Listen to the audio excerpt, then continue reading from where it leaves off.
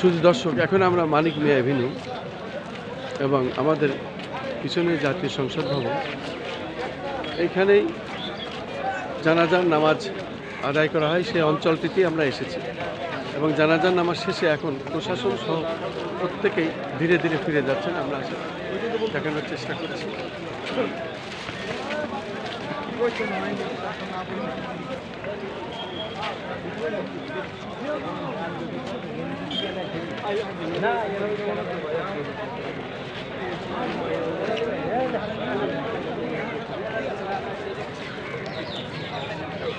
শুধু দর্শক, জানাজা নামাজ শেষ হয়েছে এবং জানাজা নামাজ শেষে আমরা দেখতে পাচ্ছি যারা যারা জানাজায় শরীক হয়েছিলেন তারা অনেকেই এখন ফিরে গেছেন এবং যেহেতু লাশ নেওয়া হচ্ছে আপনার জিয়া উদ্যানে এবং শহীদ প্রেসিডেন্ট জিয়াউর রহমানের কবরের পাশে ওনার কবর দেওয়া হবে, মানুষ এখান থেকে আবার জিয়া উদ্যানের দিকে যাচ্ছে। আমরা জানাজা নামাজ শেষ করেছি এবং আমরা ওদিকে ধীরে ধীরে যাব। তার পরপরই এই রাজধানী ঢাকায় যে কোটি কোটি লোক উপস্থিত হয়েছিলেন তারা আস্তে আস্তে ফাঁকা হবেন, যেহেতু ওনার কবর হয়ে যাওয়ার পরেই মানুষ আস্তে আস্তে ঘরমুখী হবেন আর কি।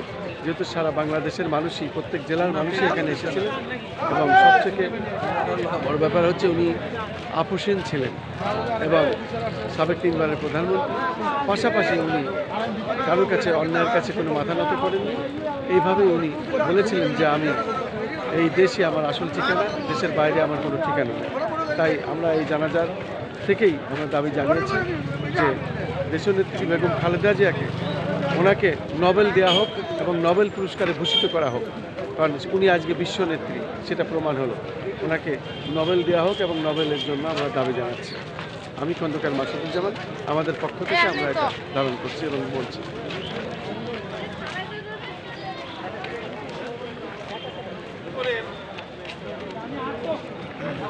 শুধু দর্শক, আমরা মানিক মিয়া এভিনিউ, এখন আমরা জানাজা শেষে ধীরে ধীরে আমরা এখন যাব জিয়া উদ্যানের দিকে, যেহেতু ওখানে ওনার খবর সমাহিত করা হবে, সেদিকে আমরা এখন যাচ্ছি। তার আগ মুহূর্তে আমরা কিছু কাজ করে যাচ্ছি, আমরা সেটাই দেখিয়ে যাচ্ছি। লাখে লাখে লোক সমাবেশ হয়েছে।